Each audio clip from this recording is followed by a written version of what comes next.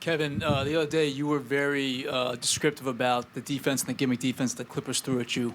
What did you see tonight? What was different? Why were you so effective?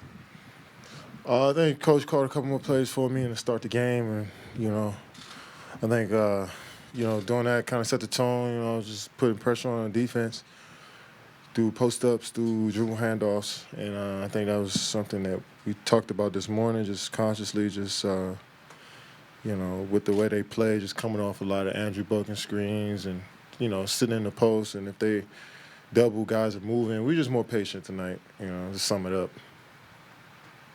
Kevin, after you got your second foul, what was key in still being able to play your game without getting more? Well, I just keep playing the same way. I feel like the first two weren't fouls. Pavi here with Hoops and Brews. Kevin, did you try to make it a point to come out and kind of remind people exactly who you are with all the talk that's been going on in this series? I've been in for 12 years, and I'm 30. I don't need to show nobody nothing at this point. Yeah, Kevin, for you, the statement, I am Kevin Durant, and then to follow that proclamation up with the way you played, where do you feel that need comes from? I think a lot of people who watched the game, who analyzed the game, thought that I should be engaging in a one-on-one physical battle, whatever that is, to other people with Patrick Beverley, and I don't do that type of stuff. I just play. So that's what I was trying to let people know.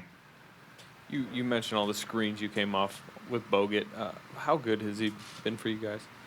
He's just a smart basketball player, man. Just obviously being here and knowing the system helps, but I think he could play that way anywhere. Just directing the offense when he needs to, rebounding, being in the right spots, his talking, his energy, just everything since he's been here been top of the line. Just especially his talk. How he's just guiding guys out there every possession is something we definitely needed. Kevin, wondering how, if at all, the dynamic changes a little bit with DeMarcus out.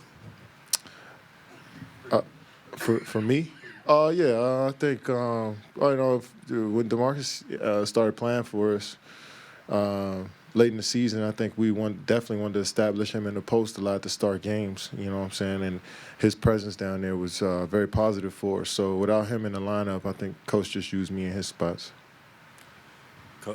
Kevin, you guys have had trouble sometimes keeping that consistency during the regular season, and with Game 2, how do you keep that? Whatever you had tonight on for a consistent basis throughout the Me? No, the team. I think everybody in the arena kind of relaxed just a split second last game, even the fans. Even the executives on the sideline just watching. Wish Bob was in here. And obviously the players and the coaches, I just think everybody felt like we had that game in hand last game.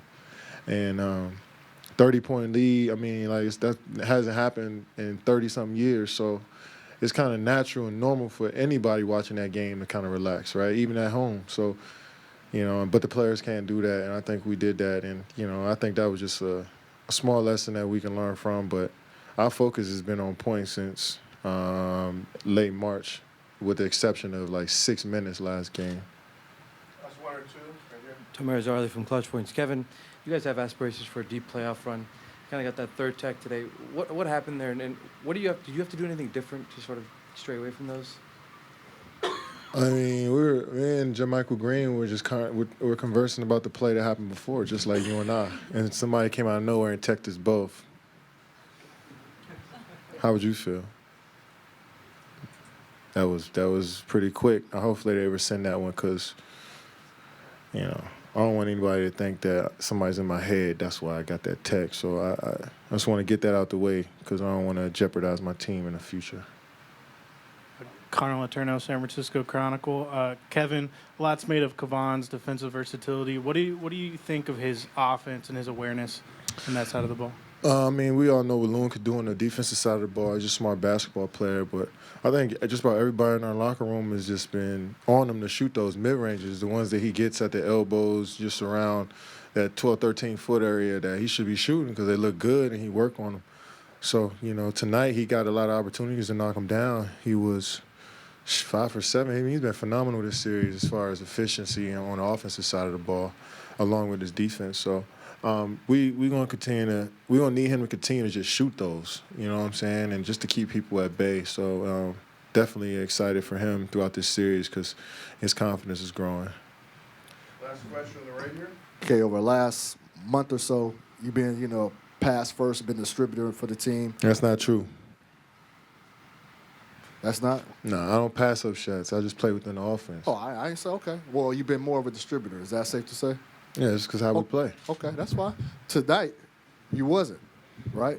Yeah, because coach called more plays for All me right, to start. okay, so moving forward, do you think that it'll be a game-by-game basis as far as how you approach the game? Look, I don't run the show. Any team I've ever been a part of, I'm just a player. I'm one of the guys, you know what I'm saying? So whatever my coach needs me to do, no matter what it is, I just got to go out there and be prepared for it mentally and physically. So tonight, no different.